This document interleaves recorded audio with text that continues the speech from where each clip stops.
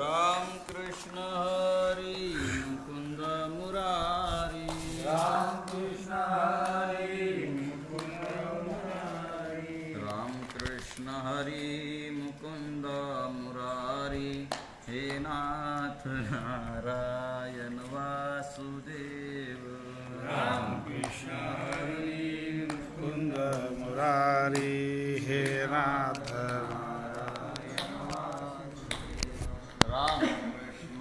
राम मुकुंद मुरारी, हे नाथ नारायण वासुदेव। कृष्ण हरि मुकुंद मुरारी, हे नाथ नारायण वासुदेव। राम कृष्ण हरि मुकुंद मुरारी, राम कृष्ण हरि मुकुंद मुरारी, राम कृष्ण हरि मुकुंद मुरारी, राम कृष्ण हरि मुकुंद मुरारी, राम कृष्ण हरि मुकुंद मुरारी, हे नाथ नारायण वासुदेव। कृष्ण हरि मुकुंद मुरारी, हे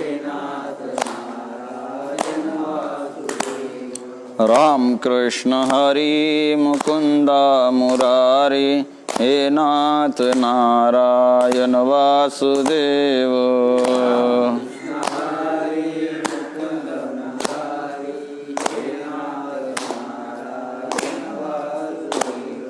राम कृष्ण हरि मुकुंद मुरारी, हे नाथ नारायण वासुदेव। राम कृष्ण हरि मुकुंद मुरारी, हे नाथ नारायण वासुदेव। पुंडलीक वरदारी विठ्ठल तुका दत्तात्रय जनार्दन स्वामी एकनाथ मुक्ताबाई माऊली ज्ञानेश्वर महाराज, जगद्गुरु तुकाराम महाराज, सद्गुरु झेंडूजी महाराज, सद्गुरु मुकुंद महाराज, सद्गुरु सखाराम महाराज, सब संतन की सोमेश्वर भगवान। वक्रतुंड महाकाय सूर्यकोटि समप्रभ, निर्विघ्नं कुरु मे देव, सर्वकार्येषु सर्वदा। वर्णानाम् अर्थसंघानां रसानां छन्दसामपि मङ्गलानां च कर्तारौ वन्दे वाणी विनायकौ। जन्मादस्येतोऽन्वयादितरते चार्थेष्वभिज्ञस्वराट्, तेने ब्रह्महृदाय आदिकवये मुह्यन्ति यस्सूरयः। तेजोवारिमृदां यन्निमयो यत्र त्रिसर्गो मृषां, धाम्ना स्वेन सदा निरस्यकुहकं सत्यं परं धीमहि। धर्मप्रोज्झितकैतवत्र परमो निर्मत्सराणां सतां, वेद्यं वास्तवमत्र वस्तु शिवदं तापत्रयोन्मूलनं। श्रीमद्भागवते महामुनिकृते किं वा परैरीश्वरा, सद्यो हृद्यवृधितेऽत्र कृतवेषु शुश्रूषुभिस्तक्षणात्। निगमकल्पतरुर्गलितं फलं शुकमुखादमृतद्रवसंयुतं, पिबत भागवतं रसमालयं मुहुर्मुहुः रसिका भुवि भावुका। यं प्रव्रजन्तमनुपेतमपेतकृत्यं, द्वैपायनो विरहकातराजुहाव। पुत्रेति तन्मयतया तरो विनेदुस्तं सर्वभूतहृदयं मुनिमानतोऽस्मि। नारायणं नमस्कृत्यं नरं चैव नरोत्तमं, देवीं सरस्वतीं व्यासं ततो जयम् उदीरयेत्। गुरुर्ब्रह्मा गुरुर्विष्णु गुरुर्देवो महेश्वरः, गुरुर्साक्षात् परब्रह्म तस्मै श्री गुरुवे नमः। महायोगपीठे तटे भीमरथ्यां, वरं पुण्डरीकाय दातुं मुनीन्द्रैः, समागत्य तिष्ठन्तमानन्दकन्दं, परब्रह्मलिङ्गं भजे पाण्डुरङ्गम्। मुक्ताबाई नमो त्रिभुवनपावनी, आद्यत्रे जननी देवांचे। मस्तक हे पायावरी या वारकरी संतांच्या, शरण शरण एकनाथा पायी माथा ठेविला नका पाहू गुण दोष झालो दास पायाचा आता उपेक्षिता मज तरी हे लाज कवनासी नका पाहू गुण दोष झालो दास पायांचा तुका म्हणे भागवत केले श्रुत सकळा झालो दास पायांचा जयांचे केलिया स्मरण होय सकळ विद्यांचे अधिकरण तेची वंदु श्री चरण श्री गुरूंचे ते नमस्कारोनी आता अहमेवासमेवाग्रे नान्यद्यत् सदसत्परं पश्चादहं यदेतश्च यो वशिष्येत स्वस्म्यहं ऋतीर्थं यत् प्रतीयेत न प्रतीयेत चात्मनि तद्विद्यादात्मनो मायां यथा भासो यथा तमहं यथा महान्ति भूतानि भूतेषु चावचेष्वनु प्रविष्टान्यप्रविष्टानु ते तथा तेषु न तेष्वहम् एतावदेव जिज्ञास्यं तत्त्वजिज्ञासनात्मनः अन्वय व्यतिरेकाभ्यां यत्स्यात् सर्वत्र सर्वदा गोपाल कृष्ण भगवान की जय। हरि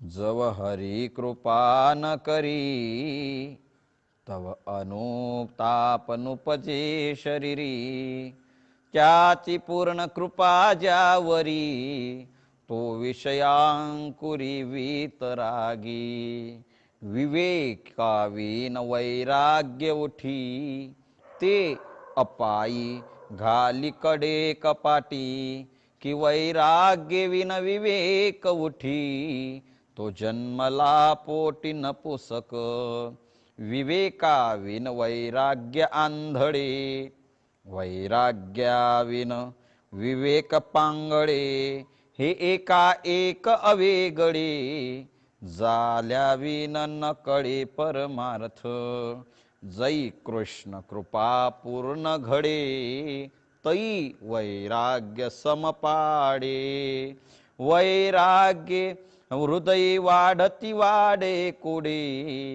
तै ब्रह्म आतुडे तात्काळ पूर्ण वैराग्याविन जे स्थिती त्या ते गिडी विषयासक्ती विवेकहीन वैराग्य स्थिती ते जंतु पडती अंधत्वे जै कृष्ण कृपा पूर्णाकडे तै विवेक वैराग्य एके वेळे जै हृदय वाढे प्रांजळे तै परब्रह्म लोळे दोंदावरी तेने नारायणे आपण हृदयावरी कृपा केली पूर्ण कमळासनी बैसोनी जाण झाला विवेक संपन्न वैवितरागी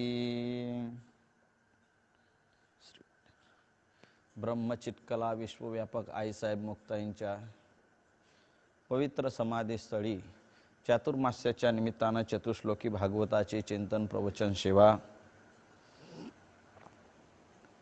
काल आपण विचार केला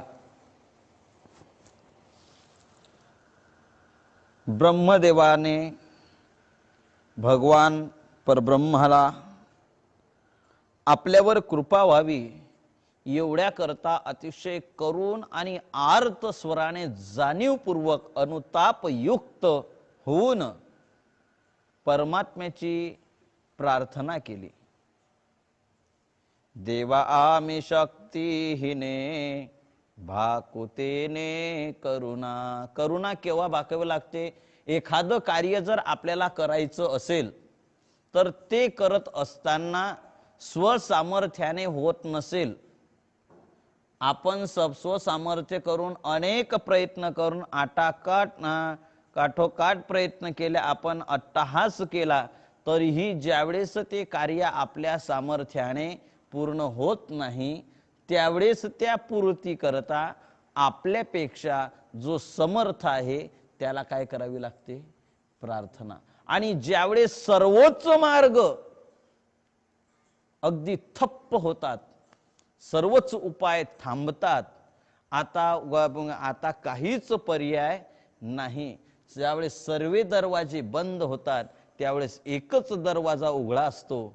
पण जो दरवाजा सतत सातत्याने सर्वांकरता सर्व काळी उघडा आहे, त्या दरवाजावर नेमकं पहिल्या वेळेस कोणी जात नाही.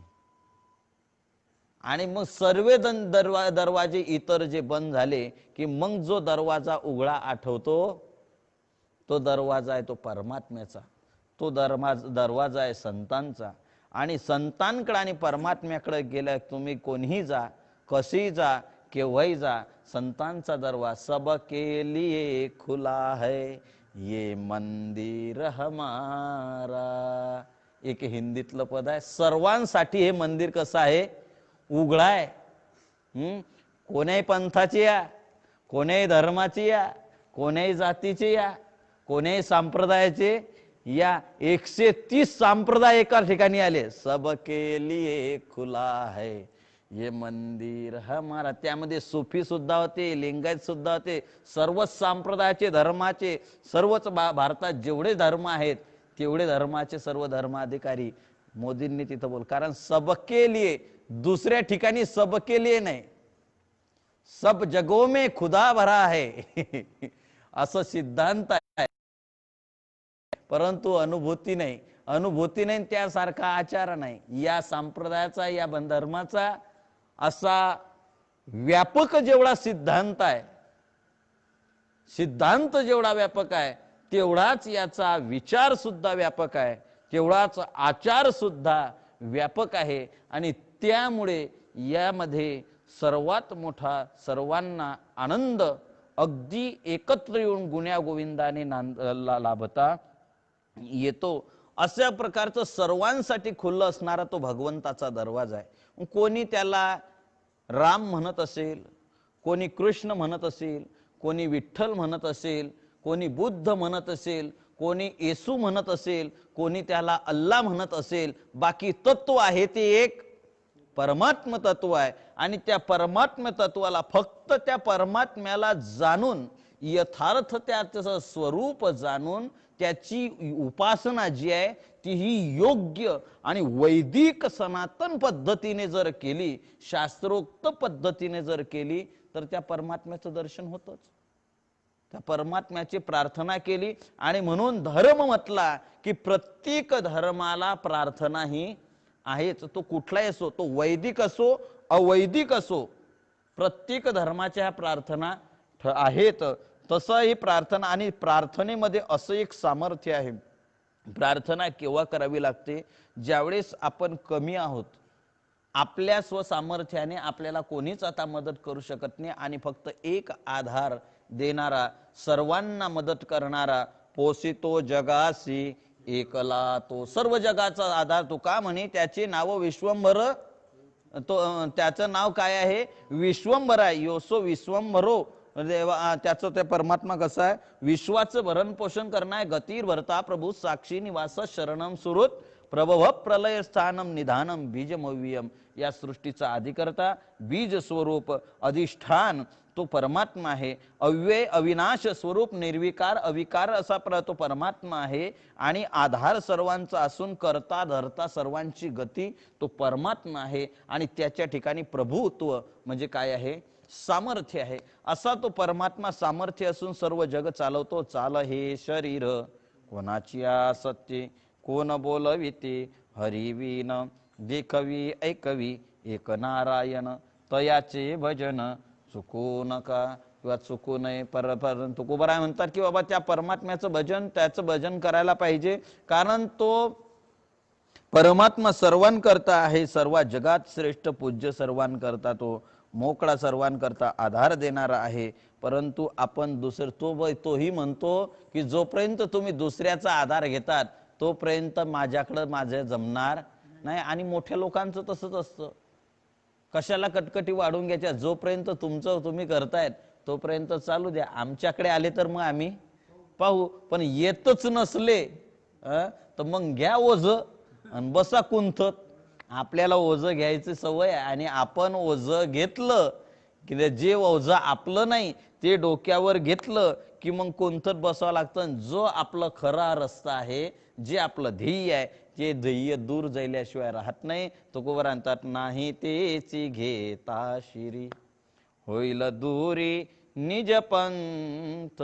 तुकोबर आणतात, नाही ते डोक्यावर घेतलं की मग दुसऱ्याचा आधार घेतला की जो जगाचा अखिलाधार आहे त्या आधार सोडून दुसऱ्याचा आधार घेतला की मग फजिती होते. आणि मग फजिती झाली का मग परमात्म्याची आठवण येते, मग भक्तीकडे माणसाचं मन वळतं. अशा प्रकारे म्हणजे कशासाठी सांगतोय की आपल्याकडे ज्यावेळेस सर्व मार्ग खुंटतात त्यावेळेस आपण त्यावेळेस प्रार्थना परमात्म्याची करतो. आणि ती प्रार्थना करत असताना सुद्धा कोणाची करावी? प्रार्थना म्हणजे काय? प्रकृष्टानाम अर्थाना प्रार्थना. अर्थ म्हणजे प्रकृष्ट म्हणजे श्रेष्ठ जो आहे त्या प्रकृष्ट श्रेष्ठाची केलेली जी प्रार्थना आहे त्याला प्रार्थना म्हणतात. दुसरा प्रार्थने शब्दाचा अर्थ आहे प्रकृष्ट म्हणजे श्रेष्ठाने केलेली प्रार्थना, ती श्रेष्ठ प्रार्थना. आणि श्रेष्ठ विषयाची पदार्थाची केलेली मागणी अर्थ याचना, ती एक प्रार्थना. 3 प्रार्थना आहे. तर त्यामध्ये ही जी प्रार्थना आहे ब्रह्मदेवाने, ब्रह्मदेव सुद्धा सामान्य नाही, ज्याचा प्रत्यक्ष संबंध परब्रह्माशी आहे, परब्रह्माचा तंतू आहे, त्या परब्रह्माचा तंतू असणारा तो सामान्य आहे का? नाही. ओ सोन्याचा तुकडा तोडून घेतला, 1 पावशेरभर म्हणा, आता किलोभर मध्ये किलो घ्या, वचने किम दरिद्रता, किलोभर लगड सोन्याच्या लगड म्हणला, एक फक्त 1 मासा सोन्याचा, 1 तुकडा, 1 मासा असा 1 तोळा घ्या, 1 तोळाभर तोडून घेतला, कशातला? किलोभर लगड म्हणला. तर मग ते सोनं गिल्लट होईल का? ते ॲल्युमिनियम होईल का? नाही. काय कथील होईल का? नाही. काय होईल? काय आहे ते? सोनच आहे. तसं ब्रह्माचा जीव काय आहे? अंश. परब्रह्माचा जीव काय आहे? अंश आहे. सर्वात पहिला जीव म्हणजे ब्रह्मदेव आहे. ब्रह्मेशाना परवते वाढणे नाहीच जीवाती, तेथोनी परवते ब्रह्मची किती. ज्ञानोबा म्हणतात की ब्रह्माच्या पलीकडे ब्रह्म आहे, ब्रह्माच्या पलीकडं ब्रह्म आहे आणि त्या ब्रह्मापासून ब्रह्म आहे. ब्रह्म आणि ब्रह्मा हा फरक आहे. जसा सुताराचा मुलगा सुतार, लोहाराचा मुलगा लोहार, त्याप्रमाणे देवाचा मुलगा देवच ना, कशाला आहेच ना. तर त्याप्रमाणे पूर्वीच्या काळात होतं, आता सर्व बदलत चाललं. पूर्वीचं सर्वच बदललं आणि बदललं म्हणूनच माणसाच्या सुखाच्या संकल्पना सुद्धा बदलल्या. संकल्पना बदलल्या तरी स्वरूप जे सुखाचं आहे ते कायम आहे, ते कधीच बदलत नाही. त्याला सिद्धांत, त्याला स्वरूप म्हणतात. असं तर अशा प्रकारचे ते ब्रह्माच्या पासून ब्रह्माचा प्रत्यक्ष तंतू असणारा ब्रह्मदेव तो सुद्धा कसा आहे? श्रेष्ठ आहे. आणि त्याने प्रार्थना कोणाकडे केली? ती प्रकृष्टानाम अर्थना, ज्याच्याकडे केली ते परब्रह्म आहे, साऱ्या जगाचा आधार असणारा परब्रह्म आहे. आणि ज्याची केली ती कृपेची आहे. कृपेमध्ये ते सामर्थ्य आहे की या सृष्टीमध्ये जे घटू शकत नाही ते घडवण्याचं सामर्थ्य, रहाटीच्या विरोधात सुद्धा घडवण्याचं सामर्थ्य ज्या शक्तीत आहे त्याला कृपाशक्ती म्हणतात. आणि ती कृपाशक्ती परमात्मा आणि भगवन संत आणि भगवंत या दोघांकडेच ती कृपाशक्ती आहे. आणि म्हणून ब्रह्मदेव आपल्या पप्पांकडे प्रार्थना करतात. पप्पांकडे नसेल म्हणा, बाबांकडं, त्यांच्या वडिलांकडं, म्हणजे देवाधिदेव जो असणारा परमात्मा आहे त्या परमात्म्याला, त्या अच्युत परमात्म्याकडे प्रार्थना करतात. कृपा करी गा अच्युता, धावे पावे स गा भगवंता, या एकारणवा अतवता होई रक्षता मज स्वामी. मी अतिशय तुझे दीन मजवरी, कृपा करी संपूर्ण, निज भावे अनन्य शरण, निज भावे अनन्य शरण, मनी लोटांगण घालितसे पै. परमात्म्यासमोर लोटांगण घातलं आणि ती प्रार्थना केल्यानंतर भगवंताला सुद्धा ब्रह्मदेवाची काय आली? चिंता कळाली. काय चिंता ब्रह्मदेवाच्या मनात आहे ते कळालं. आणि तात्काळ भगवंताला ती चिंता कळाल्याबरोबर तो कारण का कळाली याचा विचार आपण केला, तो अंतर्यामी आहे. तो सर्वांचा काय अंतर्यामी आहे. आणि म्हणून माणसं काय करतात, सर्वांनी, काल वाक्य बोलून गेलो, माणसं मनुष्य सर्वांना धोका देऊ शकेल, सर्वांना धोका देऊ शकेल, पण अगदी स्वतःला सुद्धा धोका देऊ शकेल, परंतु ईश्वराला धोका देऊ शकत नाही. आणि आपण लोकांना धोका दिला आणि स्वतःचा धोका स्वतःवर धोका पत्करला की आपल्याला दुःखामध्ये अडचणीमध्ये यावं लागतं. परंतु नेमकं जो धोका देणारा नाही त्याच्यावर आपण त्याच्याकडे आपलं लक्ष नसतं. अंतरयामी जानत साचा, तुकोबाराय म्हणतात, हिंदी पदामध्ये तुकोबारायांचा अभंग आहे, इतने गोते काहे खाता, अंतरयामी जानत साचा, ऐसा कर घर आवे राम. परमात्मा घरी येईल असं करायला पाहिजे. आणि मग त्याला तो घरी येण्यासाठी काय माध्यम काय आहे, कृपा, परमात्म्याची कृपा झाली. तो परमात्मा अंतर्यामी जाणतो साचा, सर्व सत्य रूपाने सत्य तो परमात्मा जाणणार आहे आतलं. आणि म्हणून त्याने ब्रह्मदेवाच्या मनातली तळमळ जाणली. तुमच्या आमच्या मनामध्ये काय चालू आहे हे सुद्धा देवाला कळतं.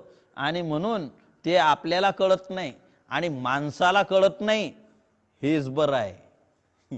कोणाच्या मनात काय चालू आहे हे एकामेकाला कळत नाही, म्हणून तरी माणसं जवळ जवळ बसतात, नाहीतर रक्ताचे पाठ वाले असते, पूरचे पूर निघाले असते, कोणाच्या मनात काय आणि कोणाच्या मनात काय आहे असं. जर बरं आहे ते, म्हणून देवानं काही काही गोष्टी त्याच्या हातात ठेवल्या आहे, ते एक चांगलं आहे. म्हणून परमात्म्याच्या हातात काय, परमात्मा सर्वांच्या मनातलं जाणतो, याचा आपण व्यापक विस्तारपूर्वक विचार कालच्या दिवशी केला. आता त्या व्यापक विचार अंतर्यामी असणाऱ्या परमात्म्याने ब्रह्मदेवाच्या मनातील चिंता जाणली. आणि जाणून काय झालं, जाणल्यानंतर कशासाठी चिंता ब्रह्मदेवाच्या मनात होती, कशासाठी प्रार्थना करत होता, आपल्यावर परमात्म्याची कृपा व्हावी, परमात्म्याने आपल्यावर कृपा करावी, एवढ्या करता आपलं या एकार्णवातून, या भवसागरातून आपलं संरक्षण व्हावं, एवढ्या करता. आणि परमात्म्याने आपण अनन्य शरण जाऊन लोटांगण आलेला अशी कबुली दिली. आपल्या स्वरक्षणा करता ब्रह्मदेवाने परमात्म्याकडं प्रार्थना केली कार्यसिद्धी करता. परमात्म्याला ते जाणवलं, परमात्म्याला कळालं. आणि लगेच, कारण का परमात्म्याला कळालं तो अंतर्यामी म्हणून, आणि का ब्रह्मदेवाने त्या अंतर्यामी परमात्म्याजो अच्युत परमात्म्यालाच का प्रार्थना केली, याचं कारण आहे. याचं कारण असं आहे की जोपर्यंत परमात्म्याची कृपा होत नाही तोपर्यंत अनुताप सिद्ध घेतला, अनुताप मनात अंतकरणात निर्माण होत नाही. आणि जोपर्यंत परमात्म्याची कृपा अनुताप कृपा होत नाही, ज्याच्यावर परमात्म्याची कृपा होत नाही त्याला विषयाविषयीची आसक्ती सुटत नाही. म्हणून नाथमार म्हणतात, जव हरी हृदयी कृपा न करी, तव अनुताप अनुपजे शरीरी, त्याची कृपा ज्यावरी, तो विषयांकुरी वितरागी. जोपर्यंत परमात्मा कृपा करत नाही तोपर्यंत अनुताप निर्माण होत नाही. आता अनुतापाची व्याख्या आपण विस्तारपूर्वक, अनुताप म्हणजे काय याचाही विचार केला. तो अनुताप, तो खेद, तो पश्चातापाचे उद्गार, पश्चातापाचा भाव त्याच्या मनामध्ये निर्माण होतो केव्हा, भगवंताच्या कृपेने. आणि एकदा त्या परमात्म्याची कृपा झाली, अनुताप एकदा हृदयामध्ये निर्माण झाला रे झाला की तो विषयांकुरी वितरागी. वितरागी शब्दाचा अर्थ विवेक युक्त वैराग्याने संपन्न होतो. राग शब्दाचा अर्थ आहे, राग शब्दाचा अर्थ संस्कृतामध्ये सांगितलेला प्रीती. राग शब्दाचा अर्थ प्रीती, आसक्ती. ती आसक्ती, त्याच्या मनातली प्रीती जी आहे, वित राग, हा वित म्हणजे तो गेला, त्याच्या अंतकरणातला राग जो आहे. आपला मराठीतला राग वेगळा बरं, आपलं मराठी म्हणला राग आपण क्रोध या अर्थाने वापरतो, परंतु संस्कृत मध्ये राग हा शब्द प्रीती, प्रेम म्हणजे राज याच्या दृष्टिकोनातून म्हणजे प्रेमाच्या अर्थाने आपण याच्यामध्ये संस्कृत वापरला जातो. अशी जी प्रीती आहे, विषयाविषयीची जी प्रीती आहे, ती प्रीतीच त्याच्या मनातली निघून गेली आहे. म्हणजे त्याच्या कोणाविषयीच्या मग कोणाच्या विषयीचा राग त्याच्या जीवना त्याच्या मनात नसतो, तर कोणाविषयीचे आसक्ती वैरभाव सुद्धा त्याच्या मनामध्ये नसतो. अशा प्रकारचा वितराग तो झालेला होतो. केव्हा दो विषया अंकुरी वितरागी. कशाच्या बाबतीत वितराग झालेला असतो? कशाच्या विषयीचं प्रेम त्याच्या अंतकरणातली प्रीती त्याच्या मनातली निघून गेलेली असते. विषय अंकुरी, विषयी अंकुरी म्हणजे पंच विषय, शब्द, स्पर्श, रूप, रस आणि गंध, हे 5 प्रकारचे विषय आहे. आणि या विषयामध्ये संपूर्ण जीव घडून गेलेले आहे. आता त्या विवेक चूडामणी नावाच्या ग्रंथामध्ये संदर्भ आपल्याला देतो. विवेक चूडामणीमध्ये आचार्यांनी एकेका विषयामध्ये एक एक प्राणी कसा गुरफटला याचा विचार सविस्तर केला. 5 विषयामध्ये 5 प्राण्यांची उदाहरणं दिली. शब्दामध्ये हरिण गुंतला, नादामध्ये याच्यामध्ये शब्दामध्ये नादामध्ये हरिण गुंतला, स्पर्शामध्ये हत्ती गुंतला, असे वेगवेगळ्या गंधामध्ये भृंगा गुंतला, असे वेगवेगळ्या याच्यामध्ये रूपामध्ये पतंग, दीप्ती पतंग म्हणजे रूपामध्ये कोण अटकला? पतंग अटकला. असे वेगवेगळ्या याच्यामध्ये पंचविषयामध्ये 5 प्राणी सांगितले. आणि शेवटी आचार्यांनी विषय मांडत असताना, विषय संपत असताना खरं तात्पर्य सांगितलं की हे 5ही विषय मनुष्य भोगतो. एकेका विषयात जर त्याला तो मरण येतं. ज्ञानोबरांची एक ओवी सांगतो आपल्या समोर. पतंगा दीप्त्या लिंगन तेथ त्यासी अचूक मरण. पतंग म्हणजे हे किडे, हे उडताय लाईटच्या जवळ, हे म्हणजे दिव्याच्या जवळ तो पतंगाला आलिंगन द्यायला. कारण पतंगा नावडे दीप्ती याचाही विचार आपण मागे केलेला आहे. आणि आपल्या सर्वांच्या इथं बसलेले आणि ऑनलाईन ऐकणाऱ्या सर्व श्रोत्यांना श्रोत्यांच्या ते ध्यानात आहे, सगळं धरतो आहेच ना. म्हणून असे आणि ते धरून त्या विषय आपण केलेला आहे, चिंतन त्याचं केलेलं आहे.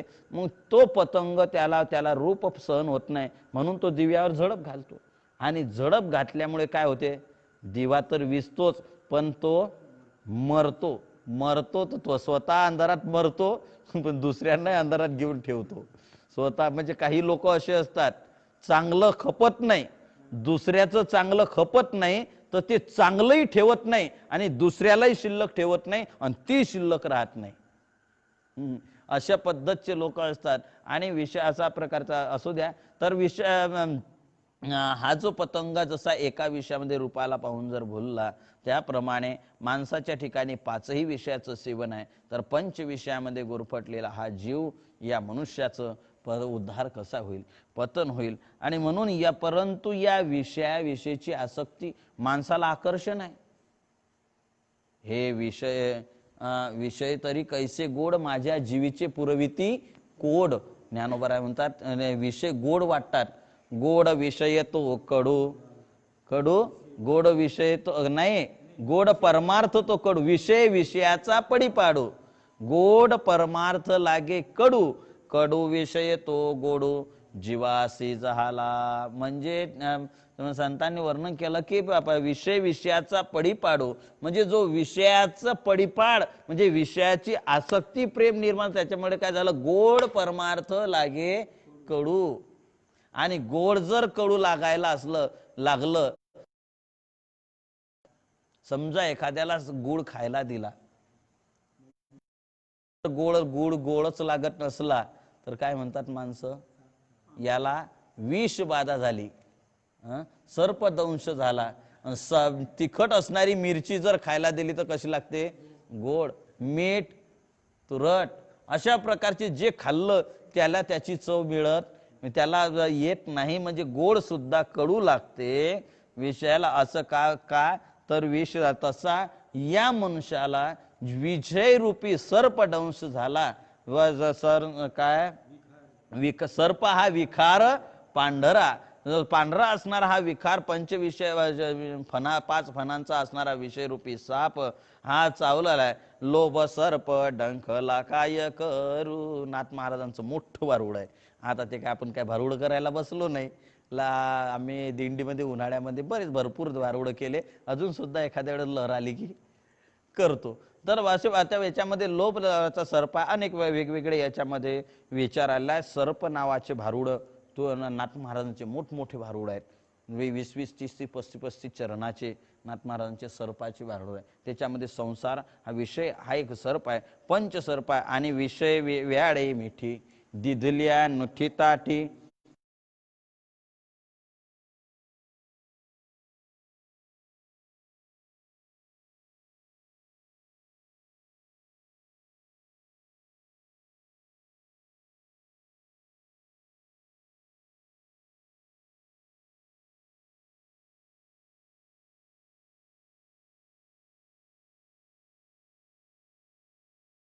तसा माणसाचा स्वभाव सहज विषयाकडे आहे. माणसं विषयामध्ये गुंतले म्हणून तुकोबर आणतात, विषय ओढी भुलले जीव आता याची कोण करील किव नुपजे नारायणी भाव पावनी ठाव नर देह. त्या विषयामध्ये गुंतले आणि त्याच्यामध्ये गुंतल्यामुळे विषयामध्ये वास्तविक पाहता सुख आहे नाही, पण त्यात गुंतले कशामुळे?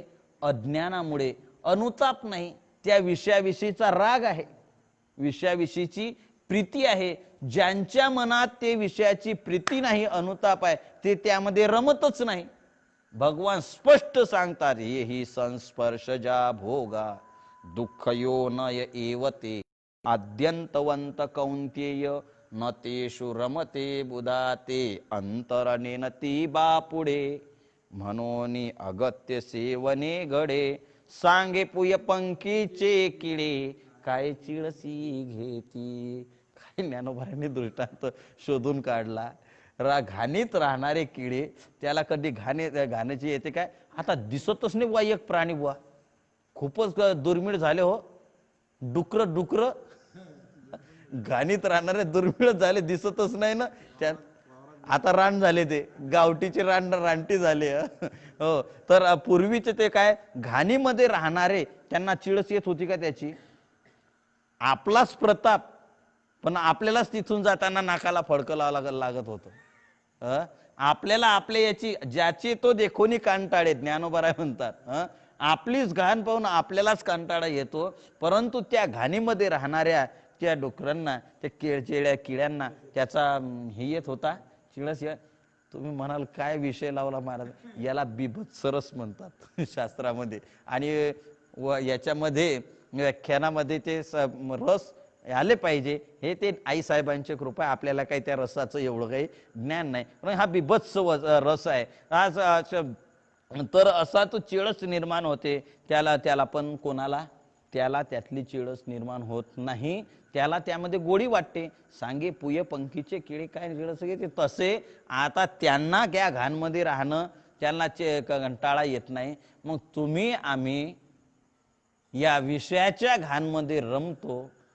त्या किड्यात आणि आपल्यात किती फरक आहे? नाही, आपण सुद्धा त्यामध्ये रमतो. कारण न तेशुर मते बुधा, ज्याला कळालं तो त्यात रमतच नाही. तैसी संसाराया समजता जाणीजे जई अनित्यता तई वैराग्य दवडिता पाठीलागे. ज्याला कळालं तो याच्यात विषय घेत नाही. ना तेशु रमते बुधा, शहाणी माणसं त्यामध्ये रमत नाही. आणि हा त्यामध्ये रमतो. विषयाचे सुख वाटतं, वास्तविक विषयामध्ये सुख आहे, एरवी विषयी सुख आहे, हे बोलण्याची सारी खेन होय. ज्ञानोबा म्हणतात विषयात सुख आहे, हे बोलणं सुद्धा योग्य वाटत नाही. ओ अग्नी थंड झाला, खरं वाटतं का? अग्नी थंड झाला खरं वाटेल नाही. विष माणसाला तारक, शस्त्राने माणसाचं अंग कापल्या जात नाही. वाटतं बोलण्यासारखं आहे काय? नाही. तसं त्याप्रमाणे विषयापासून सुख मिळतं असं म्हणणं सुद्धा मूर्खपणाचं लक्षण आहे, संतांच्या दृष्टीनं मूर्खपणाचं लक्षण आहे. पण आपण जीव त्यामध्ये रंगून जातो. परंतु ज्याच्या मनामध्ये या विषयाविषयीचा अनुताप भगवत कृपेने, ईश्वर कृपेने निर्माण झाला, त्याच्या मनामध्ये विषय सेवन तर जाऊ द्या, विषय सेवन जाऊ द्या, विषयाचा भोग घेणं जाऊ द्या, परंतु विषयाचं स्मरण झालं तरी त्याला असं तळमळल्यासारखं लागतं. जशी मासोळी पाण्यातून बाजूला काढल्याबरोबर जशी तडफडून मरणासन्न अवस्था होते, नवे मरते, त्याप्रमाणे या विषयाचं नुसतं स्मरण झालं तरी ते त्याला मरणप्राय दुःख होतं. त्यावर नाथ महाराज सांगतात की विषयांकुरी वितरागजे, म्हणजे विषयाची आसक्ती सुटणं सोपं नाही. विषयाचं प्रीती प्रेम सुटणं एवढं सोपं नाही. याकरता ज्ञानोबारायांनी 18व्या अध्यायामध्ये एकापेक्षा एक बलवान, एकापेक्षा एक सुंदर अशा प्रकारचे दृष्टांत दिले. मी सर्व सांगणार नाही. एकच शेवटचा पराकोटीचा दृष्टांत ज्ञानोबारायांचा एक सांगतो. 2-3 ओव्यामध्ये ज्ञानोबारायांनी दिला. मायेपासून बाळक काळे नेता एकुलते एक, होय का उदक तुटता मिना तैसे विषयाचे घर. ज्ञानोबारांत तसं विषयाचे घर ते वितराग सहाते, वीर विराग सहाती. ज्ञानोबारा म्हणतात ते विषयाचं सेवन की एखाद्या आईला एकुलता एक मुलगा, ओहावनी वत्स काढिता ना तरी भनंग दवडिता, ओहावनी वत्स काढिता भनंग दवडता भानियावरून एक सुटलं. तर अशा प्रकारचे वरचढ एकापेक्षा एक सारसाही विघडता, होय वाहवनी वत्स काढता ना तरी भनंग दवडता भान यावरून. म्हणजे सारस नावाच्या पक्षाचं जे आहे त्यांचा वियोग रात्रीला होतो, परंतु दिवसाला संयोग होतो. त्यांच्या रात्रीच्या वियोगात जे दुःख होतं त्याच्यापेक्षा विषयाचा आणि इंद्रियाचे ताटातूट करताना मनसाला, त्या साधकाला दुःख होतं त्याच्याही पेक्षा. कारण त्याचा तरी संयोग होऊ शकतो. का ओहावनी वत्स काढिता, गायीच्या कासेवरून वासरू काढल्यानंतर त्या वासराला किती आनंद होत असेल? आनंद नाही त्याला. परंतु कदाचित एखादा दयाळू शेतकरी असेल तर तो सुद्धा वासराला पिऊ देईल. पण त्याच्यापेक्षा दुःख याला भनंग दवडता भान यावरून. एखादा 7 दिवसाचा उपवासी आहे आणि त्याला अचानक एका ठिकाणी पंगत दिसले, पण त्या पंगत मध्ये जाऊन एक योगाने पान खाली होतं. एक पत्रवाडी वाढलेली पंगत फक्त पुंडलिकावर जे म्हणायची बाकी होती. पत्रवाडे पान वाढलेलं होतं, पूर्ण ताट वाढून तयार होतं आणि रिकाम दिसलं. 4, 6, 5, 7 दिवसाचा उपवासी आणि पाठ किती आनंद झाला असेल त्याला. तिथं गेल्यानंतर बसला बुवा. आता ती श्रीमंताच्या घरची आणि पार्टीची पंगत होती. ते श्रीमंताचे याच्यातले. त्याने त्या मालकाने विचारलं नोकराला, आपले आमंत्रित सर्व आले काय? त्यानं लिस्टवर जो आला त्याच्या नावापुढे टिक मार्क केली, पण लिस्टमध्ये एकाच नावापुढे म्हणे सगळे आले, फक्त रावसाहेब यायचे राहिले. मालकाने नजर फिरवली, पान मोजून मांडलेले होते. मोजून मांडलेले असताना का रे रावसाहेब यायचे राहिले आणि पानचं एकही रिकामं नाही. कोण आलं नाही, कोण हे झालं पाहिलं तो भिकारी. त्याला भरल्या पानावरून उठवून दिलं. त्याला किती दुःख झालं असेल. त्याला वाटत होता आता केव्हा पुंडलिकावर होईल, तेव्हा त्याला अर्धा चंद्र दिला. आता नोकराला सांगितलं, तो नोकर भाई नोकर मारत गचांड्या देत मंडपाच्या बाहेर काढून दिलं. किती दुःख झालं असेल. परंतु हाही दृष्टांत ज्ञानोबारांना कमी वाटला. का तर त्या भिकाऱ्याला ही पंगत हुकली तर दुसरे कुठेतरी अन्नक्षेत्र भेटेल, नाहीतर मग एखाद्याला जर दया आली तर एखाद्या घरून त्याला तुकडा भिक्षात होत तरी मिळेल. त्याही पेक्षा ज्ञानोबा दृष्टांत देतात, माये पुढणी बालक काळे नेता एकुलता एक. एखाद्या माऊलीच्या जीवनामध्ये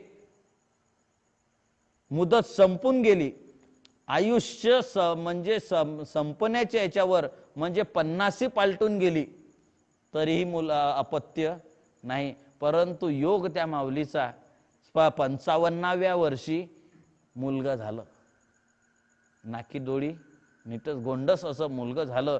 आणि ते चंद्र तारुण्यात आलं, तरुण बाण 22 वर्षाचा मुलगा झाला. आणि योग ऍक्सिडेंट झाला, मुलगा ऑन द स्पॉट खलास झाला. किती दुःख झालं असेल त्या माऊलीला. आपल्याला ऐकून आपण चुकचुक करतो, तर जिच्या जीवनात एकुलता एक पोरगा, तरुण वयामध्ये एकुलता एक आधार पती गेलेला आहे, मुलगा झाला आणि 1-2 वर्षामध्ये पती गेले, आता आधार कोण आहे? एकटा मुलगा, परंतु तोही काळाने हिरावून घेतला. किती दुःख झालं असेल त्या माऊलीला. परंतु तेही सुद्धा दृष्टांत ज्ञानोबांना कमी वाटला, कारण तो मुलगा गेल्याचं याच्यात आई जिवंत राहते, आई जिवंत राहते. आणि त्याच्यासारखा त्याचा मित्र आला, दिवाळी सारखा सण येतो आणि दिवाळी सारख्या सणाला घरामध्ये सर्वच पदार्थ करते. कानवले, त्या काय म्हणतात, करंजा, अजून काय असतं आबा, लाडू, शंकरपाळे अधिक सांगितले असते मी, पण तुमच्या तोंडाला पाणी सुटलं तर पंचायत होईल. आणि सोमवार आज काही काही घेऊन गेले असते. उद्याच्या दिवसाला विनोदाचा भाग वजा करा. तर असे पदार्थ, सर्व दिवाळीचे पदार्थ, फराळाचे पदार्थ बनवते. आणि शेजारचा बाळू, त्याच्या मुलाचा मुलगा असतो, एका वर्गात असतात, लहानपणापासून पहिल्या वर्गापासून याच्यापर्यंत सोबत असतात. आणि त्याला बोलवते, बाळू, आज जर माझा मुलगा असता तर तुझ्या एवढा असता. त्याने मी आता बसून फराळचं केलं असतं. ये, तो नाही तर नाही, तू ये, बैस. सर्व फराळचं एका पानावर त्याला देते आणि एका ताटात आपण घेते. आणि दोघही जण फराळचं जेवढं ताटात घेतलेलं आहे तेवढं, माझा बाळू असता तर त्याने शंकरपाळे खाल्ले असते, माझा बाळू असता तर त्याने लाडू खाल्ले असते, माझा बाळू असता तर त्याने कानवले खाल्ले असते. असं म्हणता म्हणता सर्व फस्त केलं 8 दिवसात. फस्त केलं असं म्हणता म्हणता. म्हणजे काय आहे, मुलगा गेल्याचं दुःख आहे, पण ती विसरते, त्याचा आनंद सुद्धा तर तिला विसरू शकते. परंतु ज्ञानोबा सांगतात, होय का उदक तुटता मिना. माश्याला पाण्याच्या बाहेर काढलं म्हणजे किती दिवसांनी मरतो? दिवसांनी नाही, तासांनी, मिनिटांनी, बरं सेकंदांनी. ज्ञानोबा म्हणतात, होय का उदक तुटता मिना. जीवजीती जीवना संगे, मत्स्या मरण त्या वियोगे. तो कोबरा म्हणतात, त्या वियोगे, मत्स्या वियोग, मरण त्या वियोगे. पाण्याच्या बाजूला मासोळी काढली की तत्क्षणी ती मरते. तेवढं दुःख विषादकाला विषयाची आणि इंद्रियाची ताटातूट करताना होते. एवढं महाभयंकर दुःख विषयाची ताटातूट करण्यामध्ये आहे. आणि हे ज्याला कळालेलं आहे, ते कळून या विषयाची अनित्यत्वता, विषयाचं दुःखरूपता, विषयाचं स्वरूप ज्याला कळालेलं आहे, त्याला अनुताप निर्माण झाला, अर्थात भगवत कृपेने. आणि त्याला अनुताप कळायला झालं, मागे किती दुःख भोगलं हे त्याला कळतं, प्रत्यक्ष दिसतं. आणि म्हणून त्याच्या मनात विषयाची वासना सुद्धा निर्माण होत नाही. विषयी अंकुरी वितरागी, म्हणजे त्याच्या मनातल्या विषयाच्या स्मरणाचं सुद्धा त्याला वैराग्य निर्माण झालेलं असतं. आणि का तर त्याचं कारण विवेक आहे. विचाराने त्याने विषयाचा असतो. आणि म्हणून नाथ महाराज पुढे विचार करतात, विवेक ते अपायी घाली कडे कपाटी, की वैराग्य विन विवेक, वैराग्य विन विवेक उठी, तो जन्मला पोटी नपुसक. नाथ महाराज सांगतात की अशा विषयाविषयीचा विवेक, त्याच्या मनामध्ये विवेकाविन वैराग्य उठी, त्याच्या मनामध्ये वैराग्य निर्माण झालं. वितराग म्हणजे वैराग्य, त्याच्या विषयाविषयीची प्रीती त्यांच्या मनातली निघून गेली, म्हणजे त्याने त्याग केला. भगवत कृपेने निर्माण झालेल्या अनुतापातून त्याने त्याचा त्याग केला. पण ते त्याग करत असताना नुसता त्याग महत्वाचा नाही, नुसतं वैराग्य निर्माण होऊन, वैराग्य काही सोपं नाही. ज्याच्या जीवनात वैराग्य नाही, साधू महात्मा संत महात्मा त्याचा धिक्कार करतो. ज्याचा वैराग्य नाही, वैराग्यहीनाचं जीवन म्हणजे तुच्छ जीवन आहे. तुकोरांता दिगजीने नाही विवेक वैराग्य, जुरेमाना लागे साधूपणा. काय तुकोबरांनी हाती सोटा घेतला हुआ मारायला, साध्या लोकांना पकडलंच नाही. जुरेमाना लागे साधूपणा, लोकांमध्ये साधूपणाचा आव मानतो आणि मान मिळावा म्हणून नाही नाही ते करतो. लोकांनी मानावं, चार लोकांनी पाया पडावं याच्याकरता लोक वैराग्याच्या कळा दाखवतो. आणि परंतु तुकोबरा म्हणतात असा मानस नुसता परमार्थिक म्हणून घेणारा असेल आणि विवेकाचा आणि वैराग्याचा थांगपत्ता नसेल तर धिक्जीने, तुकोबरांत त्याचा धिक्कार आहे. कोणाचा? की वैराग्य ज्याच्या जीवनामध्ये नाही, अशा माणसाचा तुकोबरा आहे. विचार करतात सांगतात की धिक्कार आहे. विवेकहीन वैराग्यहीन ज्याचं जीवन द्यायचं, आणि विवेक ज्याच्या मनामध्ये जागला ना, तो नुसता विवेक जाणत नाही, विवेकाचा विचार सुद्धा आपण मागे केलेला आहे. आपण तो विवेक ज्याच्या अंतःकरणात, आणि वैराग्य म्हणजे विषयाविषयीची जी आसक्ती आहे, ऐहीचे का स्वर्गीचे भोग पायिक झाले इच्छेचे, ते भोगावे तिचे मनोन्या. तेव्हा म्हणजे ज्ञानोबा म्हणतात इह लोकातले किंवा परलोकातले जे विषय आहे ते पायिक झाले, प्राप्त झाले, परी भोगावे न रुचे मना माझी. पण ते भोगावं असं वाटत नाही. सुपारी खाव, सुपारी खात नाही तुम्ही, सोडून दिली सुपारी का?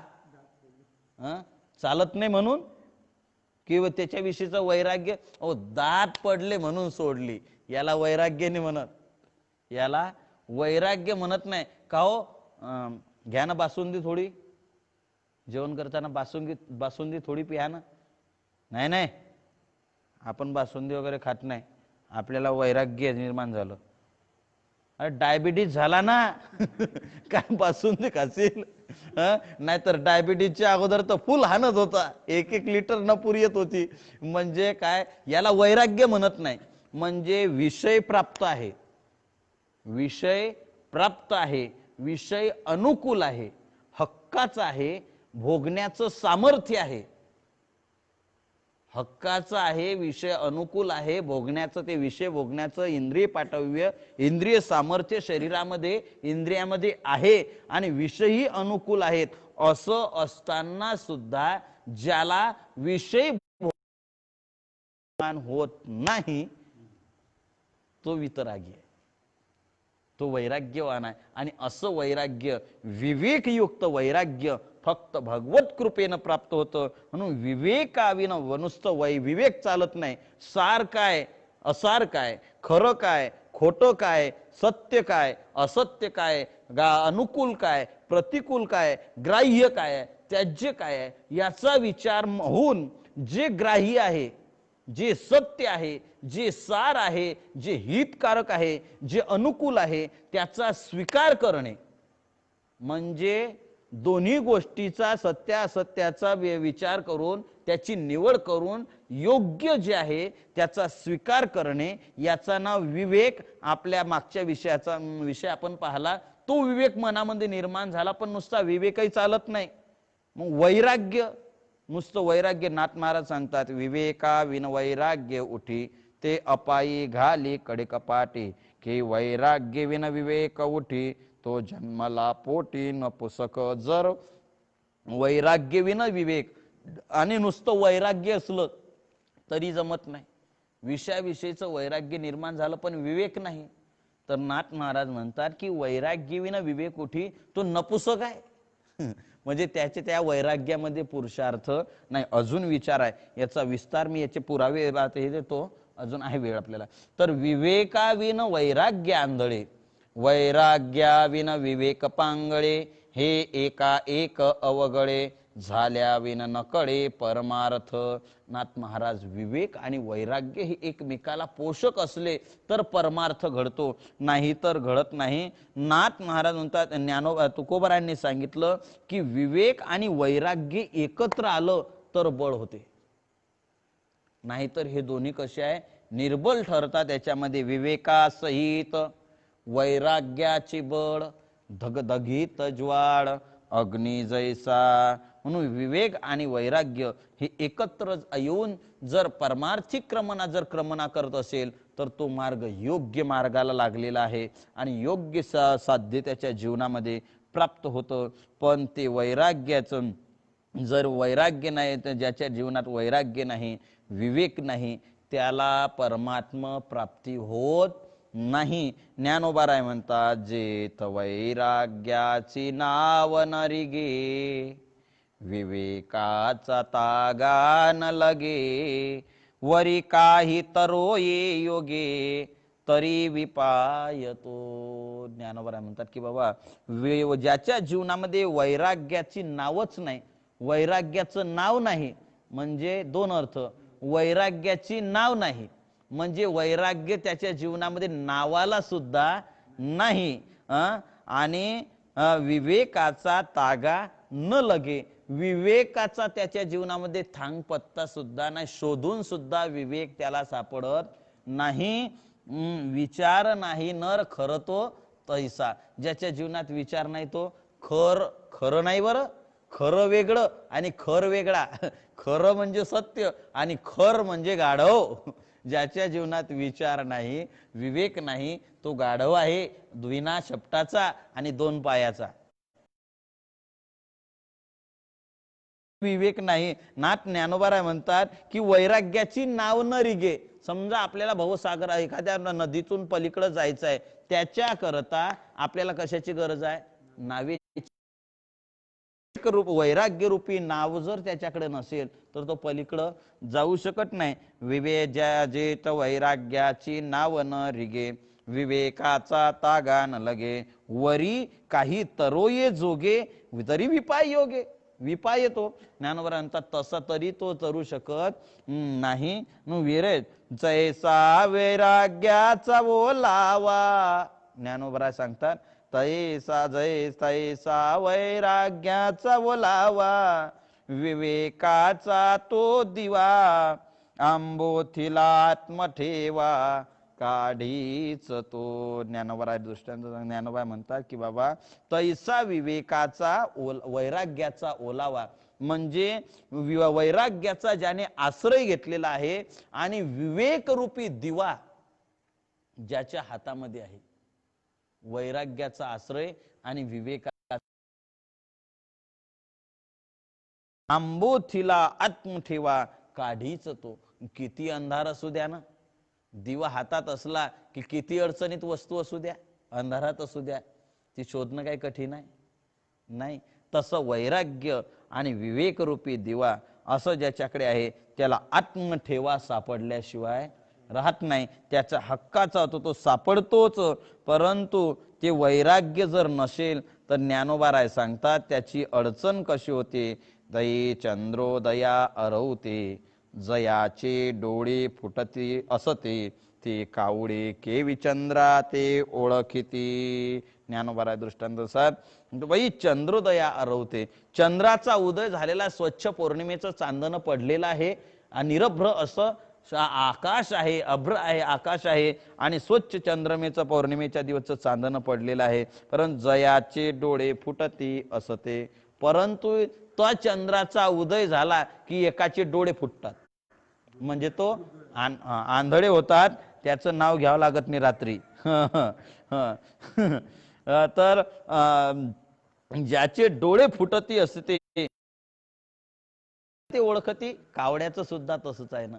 कावड्याला सुद्धा चंद्र झाला की उदयाला आला की दिसत नाही. म्हणून मग तो त्याला दिसत नाही. तसं ज्ञानवर आणतात, तैसी वैराग्याची शिवन पावती, विवेकाची भाषणे नती, ते मूर्ख केवी पावती, मज ईश्वरा ते. ज्ञानोबा म्हणतात, परमात्म्याला भेटायचं असेल, भगवान स्वतः म्हणतात की तैसी वैराग्याची शिवण देखती, वैराग्याच्या शिवेपर्यंत सुद्धा तो जात नाही, वैराग्याचा वारा लागू देत नाही, आणि विवेकाची तर गोष्ट सुद्धा करत नाही, विवेकाविषयीचा तर बोल सुद्धा त्याच्या वाणीवर येत नाही. आणि मग ज्ञानोबा भगवान त्याला सेलकी पदवी देतात, ते मूर्ख केवी ओळखती, मज ईश्वर राहते. आणि हे म्हणतात की आम्हाला देव दिसत नाही.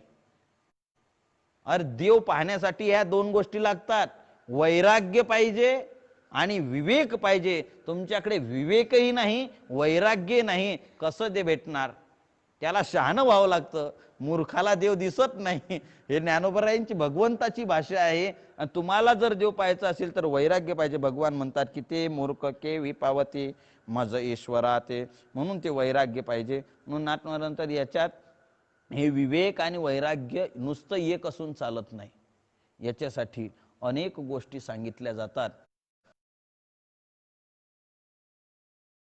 वाचून दाखवतो आपली चतुश्लोकी भागवतातली. विवेकाविन विवेकाविन वैराग्यांदळे, वैराग्याविन विवेक पांगळे, हे एका एक अवेगळे, झाल्याविन न कळे परमार्थ. हे जर वेगवेगळे असले तर त्याला कळत नाही. एक नुसता आंधळा मनुष्य आहे. नाथ महाराज म्हणतात की विवेकाविन वैराग्य आंधळे, नुसता वैराग्य असेल आणि विवेक नसेल तर वैराग्याचे डोळे विवेक आहे, विचार आहे. वैराग्य नसेल, वैराग्य असेल आणि त्याला जर विचार नसेल, विवेक जर नसेल तर ते आंधळ वैराग्य आहे. आणि विवेक आहे पण वैराग्य नसेल तर ते वैराग्य तो विवेक म्हणजे पांगळा आहे, तो लंगडा आहे. म्हणजे वैराग्याचे डोळे विवेक आहे आणि विवेकाचे पाय वैराग्य आहे. आता तुम्ही सांगा, डोळे नाही जग दिसेल का? ज्याला डोळे नाही त्या आंधळ्या माणसाला किती ठोकरा खाव्या लागतात हे त्यालाच माहिती आहे. म्हणजे नुसता आंधळेपणा कामाचा नाही. पाय आहे ना, पाय आहे, परंतु कुठं चालत जायचं याच्यासाठी काय पाहिजे? दृष्टी पाहिजे. बरं, याच्याकडे पाय आहे, विवेकाकडे, याच्याकडे वैराग्याकडे पाय आहे पण डोळे नाही. याच्याकडे डोळे आहे पण पाय नाही. मग आता काय करावं लागेल? एका घराला आग लागली. एका धर्मशाळेमध्ये एक आंधळा आणि एक पांगळा असे दोघ जण याला विश्रांतीला आले, वस्तीकर म्हणून. आणि योगाने त्या धर्मशाळेला आग लागली. त्या खोलीला पूर्वीचा काळ होता, लाकडाची बिल्डिंग होती. आग लागली बुवा. ज्याला पाय होते, ज्याला डोळे होते ते पळाले. आवाज आला, ऐकू तर दोघांना येत होतं, आग लागली, आग लागली, आग लागली. ज्याला डोळे होते तो पाहत होता की आग लागली. तो आंधळ्याला सांगत होता की आग लागलीये. त्याला ऐकू येत होतं, पण कुठं पळत जावं हे आंधळ्याला दिसत नव्हतं. जाऊन आगीत पुन्हा पडला तर पांगड्याला वाट दिसत होतं पण पळता येत नव्हतं. मग आता दोघांनाही जर आगीतून चुकायचं असेल तर काय इलाज आहे? त्याला एकच इलाज आहे. ज्याला पाय आहे ना त्याने, जो लंगडा आहे त्याला खांद्यावर घ्यायचं आणि आंधळ्याच्या पायाने बाहेर निघता येतो. हा उपाय आहे. तसा विचार नाथ महाराजांनी हा विचार सांगितला. तसं हे दोन्ही जर एकत्र आले तर माणसाचा परमार्थ घडतो. आणि जर परमार्थ घडत नसेल, नुसतं वैराग्य निर्माण झालं, जिकडं जाव तिकडं एकाला वैताग आला, कोणीच त्याला चांगलं म्हणत नव्हतं, त्याला संसाराचा खरंच वैताग आला, वैराग्य निर्माण झालं, नकोच काही हे, आता सर्व सोडलं बुवा, सर्व संग सोडला आणि जंगलात गेला. ते निर्माण झालं, झाडपाला खायला लागला. अन्नाचा त्याग, घरादाराचा त्याग, मायबापाचा त्याग, पत्नीचा त्याग, मुलांचा त्याग सर्व सोडला, जंगलात गेला. काय झालं? वैराग्य. पण वैराग्य कसं आहे? आंधळा. गेला वनात, पण विचार नाही ना. वैराग्य जरी निर्माण झालं तरी या वैराग्याचा उपयोग कसा करायचा याचा विचार नाही. पुढे काय करता त्याच्या ठिकाणी विचारच नाही. 10-12 वर्ष झाले जंगलात फिरला. वैराग्यवान वैराग्यवान. आसपासचे खेडेगावी, आपल्या गावापासून लांब जिथं आपल्याला ओळखणार नाही अशा ठिकाणी जाऊन जंगलात राहिला. आता जंगलात येणारी लोक, लाकूड तोडणारे वगैरे फिरणारे हे लोक पाहत असतात. बकऱ्या चालणारे, गुरं चारणारे हे रोज पाहायचे. नवीन माणूस 12 वर्ष झाले, कोणाशी बोलत नाही, कोणाशी चालत नाही, कोणी काही घ्या म्हटलं तर घेत नाही, नुसतं झाडपाला खातो, झाडाखाली झोपतो, पांघरायला नाही, अंथरायला नाही, कोणाजवळचं काही घेत नाही. काय साधू आहे, काय साधू आहे, काय साधू आहे. हे गावामध्ये गुराखी सांगतात, ढोरकी सांगतात आणि या तरी येणारे असताना येणारे जाणारे. मग ते म्हणतात, महाराज तुमचं दुःख आमच्याच्यानं पाहवत नाही. तुम्ही असं करा, हे आमची एक गुराखी म्हणतो, हे आमची एक गाय आहे ना, कमीत कमी हे दुधाला तरी गाय ठेवा. ती गाय देतो त्याला दुधा करता, त्याला दूध काढणं शिकवतो. दूध झालं, दूध वाढलं. आता किती वाढू, हे लांबवता भरपूर आहे ना. दूध आता गाय आली. पण वैराग्य आलं. नेमकं वैराग्यामध्ये नुसता सैराट फिरत होता ना. वैराग्य काय नुसतं, पण वैराग्याला विवेक असता. विवेक नाही ना, भजन करणं ना काय करणं. मग तसे फिरणारे, सर्व सोडून फिरणारे त्या जंगलात काय कमी जनावर होते? घर सोडून 4-4 दिवस, 8-8 दिवस, 15-15 दिवस जंगलामध्ये भटकणारे जनावर काय कमी होते? नाही.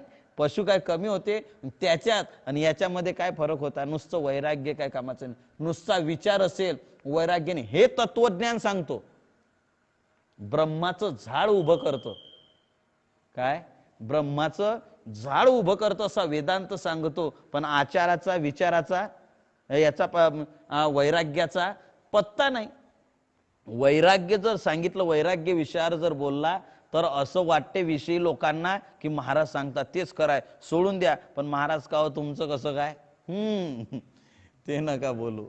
हा म्हणते चातुर्मास चालू आहे, येऊ द्या कांद्याची भाजी, येऊ द्या लसणाची भाजी, चातुर्मास चालू आहे. वैराग्य म्हणजे वैराग्य आणि विवेक याची सांगड पाहिजे. आता याला पोस्ट नाथ महाराज पहा. नाथ महाराज म्हणतात, विवेक बुद्धी अतिसंपन्न तेसी उपजे नित्यानित्य ज्ञान, परी ते खीरगटले असे जा, वैराग्ये विनवाढेना. ज्ञानोबा नाथ महाराज दृष्टांत देतात की विवेक बुद्धी अतिसंपन्न, बुद्धी विवेकाने फार संपन्न आहे, विवेक परिपूर्ण त्याच्या मनामध्ये जागलेला आहे.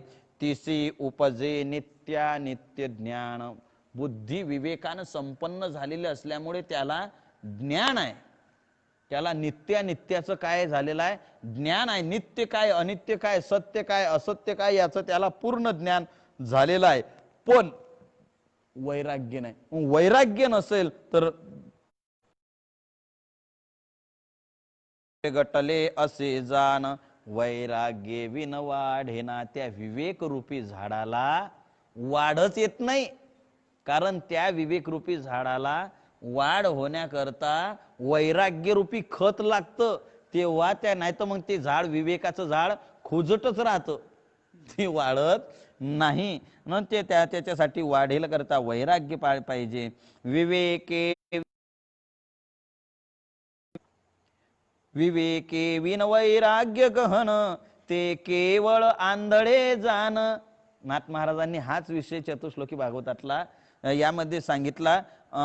हा अध्याय 11व्या अध्यायामध्ये विषय आला, विवेका विन वैराग्य गहन, ते केवळ आंधळे जाण, तेने आपुले निजात्म पतन, अंधकुपी जाण तेने पडे. जर वैराग्य, विवेकाला जर वैराग्य असेल नुसतं वैराग्य असेल तर नाथ महाराज म्हणतात ते आंधळ आहे. आणि त्यामुळे ते पळत असताना, रस्त्यानं चालत असताना एखादा खड्डा सापडतो, एखादी ओसाड विहीर सापडते आणि त्यामध्ये पळून जातो. तसा नुसता वैराग्य असेल, विवेक नसेल तर त्या माणसाचं आत्मपतन होतं, आत्मघात होतो, म्हणजे त्याचा नाश होतो. तसं कशाप्रमाणे नाथ महाराज दृष्टांत देतात. मातले हातरू अंध सैर घावे सुबोध तेने आत्मनिजमात्मपतन ते वैराग्य मंद विवेक विन. काय झालं, जंगलामध्ये एक हत्ती, हत्ती हा माणसानंतर बुद्धिवान प्राण्यांमध्ये हत्तीचा नंबर लागतो, परंतु ते हत्ती आंधळा झाला, हत्ती आंधळा झाला आणि तो मातला आणि आंधळा. तो सैराट जसा जंगलात पडतो आणि पडल्यानंतर कुठं बंधनात कसा पडेल काय सांगता येईल काय नाही. त्याप्रमाणे वैराग्य विन, तसं विवेक जर नसेल तर ते त्याचं सैराट जंगलामध्ये पडून निज आत्मपतन, बंधन त्याला पडावं लागतं. तसं जेत विवेक वैराग्य संयोग तेत नित्य संभ्रम ग्रहो अनित्य त्याग तेत सद्विद्या लक्षण खडग झळकत चांग नैराश्य. मला वाटते आपली वेळ झाली, आपण याचा विचार उद्याच्या दिवशी करू. विवेकाचा आणि वैराग्याचा संयोग झाल्यानंतर ब्रह्मज्ञान कसं निर्माण होते याचा विचार आपण उद्याच्या दिवशी करूया. आजची वेळ आपली समाप्त झालेली शिवा आईसाहेब मुक्ताईंच्या चरणी, श्री गुरूंच्या चरणी, ईश्वराच्या चरणी समर्पित करू. नियमाप्रमाणे ज्ञानोबा तुकोबांचं, आईसाहेबांचं भजन करू आणि आजच्या शिवेला आपण विसावतोय. उद्याच्या दिवशी वैराग्य विवेकाचा संयोगात्मक विचार करायला पुन्हा आपण उपस्थित राहू. श्री ज्ञानदेव तुकाराम आदिशक्ती मुक्ताबाई. श्री ज्ञानदेव श्री तुकाराम. श्री ज्ञानदेव श्री तुकाराम. श्री देव श्री तुकाराम. श्री ज्ञानदेव श्री तुकाराम. श्री ज्ञानदेव श्री तुकाराम. श्री ज्ञानदेव श्री तुकाराम. श्री ज्ञानदेव श्री तुकाराम. श्री ज्ञानदेव श्री तुकाराम. श्री ज्ञानदेव श्री तुकाराम. श्री ज्ञानदेव तुकाराम. श्री ज्ञानदेव श्री तुकाराम. श्री ज्ञानदेव श्री तुकाराम. श्री ज्ञानदेव श्री तुकाराम. ज्ञानदेव श्री तुकाराम. श्री ज्ञानदेव श्री तुकाराम. श्री ज्ञानदेव श्री तुकाराम. श्री ज्ञानदेव श्री तुकाराम. श्री ज्ञानदेव श्री तुकाराम. श्री ज्ञानदेव श्री तुकाराम. मुक्ताबाई मुक्ताबाई आदिशक्ती मुक्ताबाई. आदिशक्ती योग माया मुक्ताबाई. ब्रह्मचित्कला मुक्ताबाई. विश्वव्यापक मुक्ताबाई. जगत्र जननी मुक्ताबाई. श्री संत मुक्ताबाई. दासा ठाव द्यावा पायी. मुक्ताबाई मुक्ताबाई. मुक्ताबाई मुक्ताबाई. मुक्ताबाई मुक्ताबाई. पुंडलिक वरदा हरी विठ्ठल. श्री ज्ञानदेव दत्तात्रेय जनार्दन स्वामी एकनाथ मुक्ताबाई की जय. माऊली ज्ञानेश्वर महाराज, जगद्गुरु तुकाराम महाराज, सद्गुरु झेंडूजी महाराज, सद्गुरु मुकुंद महाराज, सद्गुरु सखाराम महाराज सब संतन की जय।